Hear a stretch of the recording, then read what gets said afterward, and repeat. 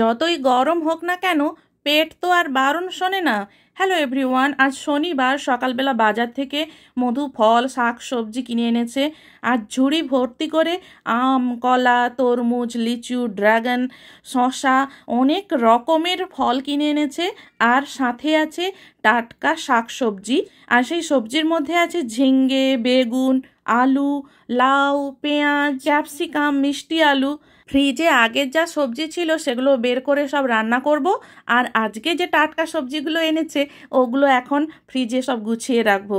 এত শাকসবজি ফ্রিজে রাখার জায়গা হয় না, কিন্তু তারপরেও সারা সপ্তাহের জন্য আনতেই হয়। সব সবজি মাছ ফ্রিজে রেখে দিয়ে এখনই দুপুরে রান্না করেছি উচ্ছে ভাজা, একটু মাছের ঝাল, মাশরুম ভাজা আর মেয়ের খাবার।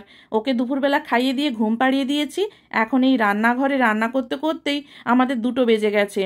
রান্নাঘরে এখন ঘেমে নিয়ে যা তা অবস্থা হয়ে গেছে।